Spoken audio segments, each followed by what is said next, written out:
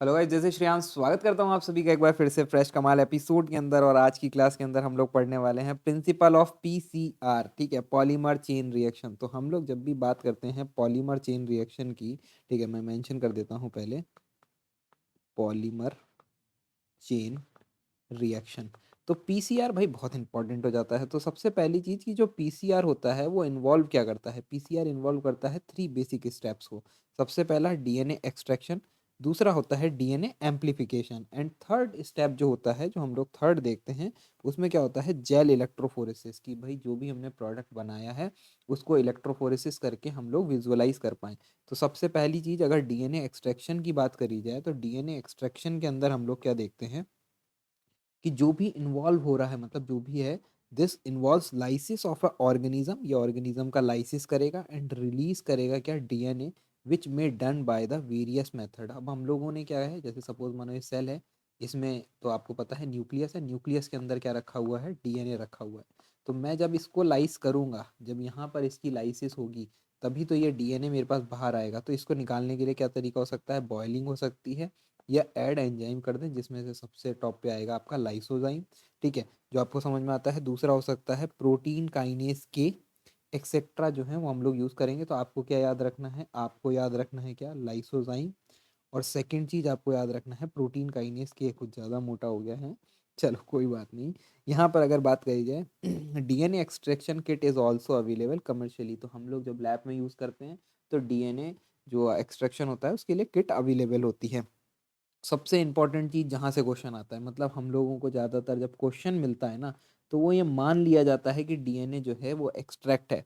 तो यहाँ से क्वेश्चन आता है आपका एम्प्लीफिकेशन ऑफ ए एक्सट्रैक्शन, कि भाई जो आपने एक्सट्रैक्ट किया उसे एम्प्लीफाई कैसे करोगे। तो उसी को बेसिकली हम लोग पीसीआर बोलते हैं, पॉलीमर चेन रिएक्शन।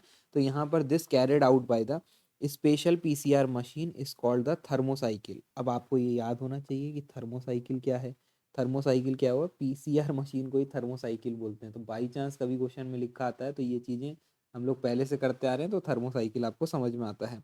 अगर बात करी जाए the sorry, the extracted DNA is the subjected to repeated cycle 30 to 35 numbers. ठीक है, मतलब क्या हुआ, जो भी रिपीट हुआ उसी को हम लोग 30 से 35 साइकिल चलाते हैं। जैसे अभी अभी कोविड में जो था, या ट्रू नाट में जो है, वो 16 साइकिल से लेकर 22 साइकिल तक आप चलाते हो। ठीक है, तो ये थोड़ा सा इंपॉर्टेंट हो जाता है कि पीसीआर में कितनी साइकिल चलाई जाए, वो डिपेंड करता है कि कितना ज़्यादा हमें देखना है प्रोडक्ट को।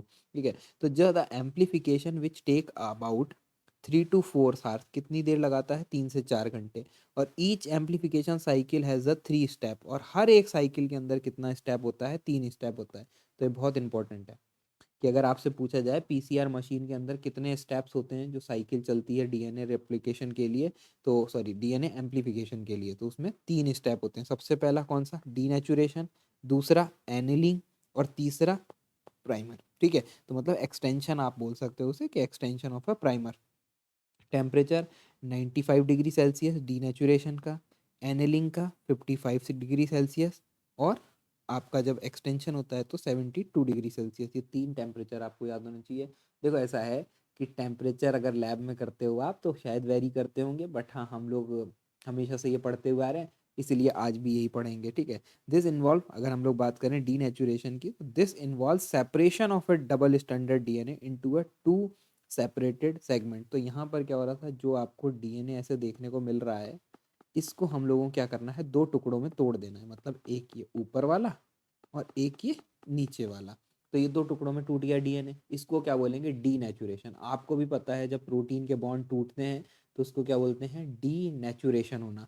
अब बॉन्ड टूटेगा कब, जब गर्मी बढ़ जाएगी, और गर्मी कितनी है, 95 डिग्री सेल्सियस। ठीक है, टैग पॉलीमरेज यहाँ पर यूज़ करते हैं, वो सब थोड़ा सा डिटेल में आगे देखेंगे। अभी सिर्फ बेसिक कंपोनेंट्स के ऊपर बात कर रहे हैं, जिनसे आउटलाइन ऑफ पीसीआर है ना।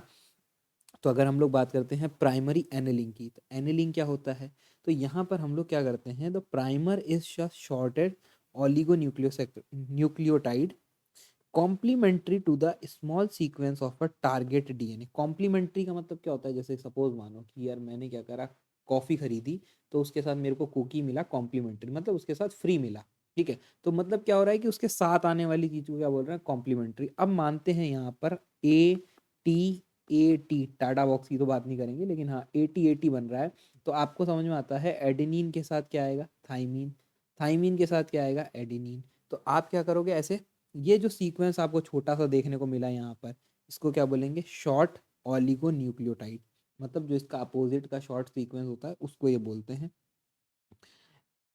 Aniline the complementary site of the target single standard DNA, तो जो सिंगल स्टैंडर्ड डीएनए है उसके ऊपर बेसिकली ऐसे करके टारगेट करता है, तो इसको हम लोगों ने एनेलिंग बोल दिया। एक्सटेंशन का मतलब क्या होता है, extension of a primer, this step catalyzed by Taq polymerase enzyme which keeps the adding free nucleotide of a growing end of the primer, मतलब क्या कर रहा है, इस ग्रोइंग एंड को बढ़ाता चला जाएगा प्राइमर के, ठीक है। Tag polymerase is the special type of a DNA polymerase. अब फिर से सवाल आता है कि टैग पॉलीमरेज क्या है, स्पेशल टाइप ऑफ डैश छोड़ देंगे, डीएनए पॉलीमरेज है। आरएनए पॉलीमरेज भी ऑप्शन में मिलेगा, डीएनए पॉलीमरेज है, ठीक है। Isolate from the bacterial plant, आप निकाल सकते हो कि प्लांट बैक्टीरिया जो होते हैं वहां से निकाल सकते हो, और उसका नाम होता है थर्मस एक्वेटिकस, ठीक है। तो ये भी आपको नाम याद होना चाहिए।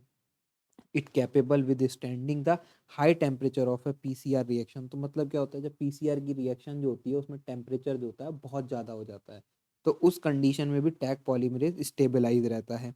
बात करते हैं जब हमने सब कुछ करा, हमने साइकिल्स चलाई, मतलब मैं तो 17 चलाता हूँ, तो 17 साइकिल की बात करते हैं। अगर मैंने 17 साइकिल चलाई तो उसमें क्या बनेगा, प्रोडक्ट बनेगा। अब प्रोडक्ट आंखों से तो देख नहीं सकते, वैसे तो हमारी पीसीआर मशीन जो है ना वो अब ऐसा ग्राफ बना के देती है, जो नहीं चला सब नीचे आ जाते हैं, जो चल गया वो ऐसे ऊपर की तरफ ग्राफ आता है, ठीक है। लेकिन अगर वही प्रोडक्ट को मेरे को देखना है, मतलब तो मैं उसके लिए क्या करूँगा, जेल इलेक्ट्रोफोरेसिस। तो gel electrophoresis the amplifying product, जो भी हम लोगों ने एम्पलीफाई किया उसके लिए कर रहे हैं। Amplified DNA is the electrophoretically migrate according to their molecular size, तो आपको समझ में आता है कि जब भी हम जेल इलेक्ट्रोफोरेसिस करते हैं तो क्या होता है, मॉलिक्यूलर साइज के हिसाब से वो डिस्ट्रीब्यूट होगा। परफॉर्मिंग एग्रोस जेल, किसके ऊपर करते हैं, एग्रोस जेल के ऊपर करते हैं इलेक्ट्रोफोरेसिस।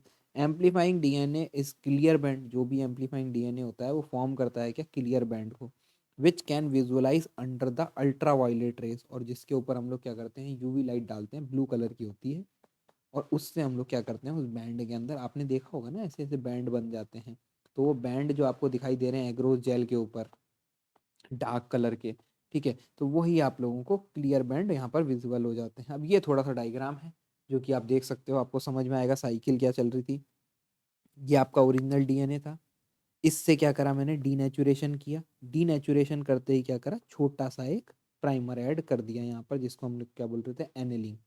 एनिलिंग के बाद क्या हुआ, एक्सटेंशन ऑफ अ प्राइमर, जो प्राइमर जोड़ा उसका क्या कर दिया, एक्सटेंशन। ये आपको एरो दिखाई दे रहा है, ये इधर और ये इधर, इसको बोलते हैं एक्सटेंशन। ये जब सब एक बार हुआ तो इसको क्या बोल दिया, साइकिल एक।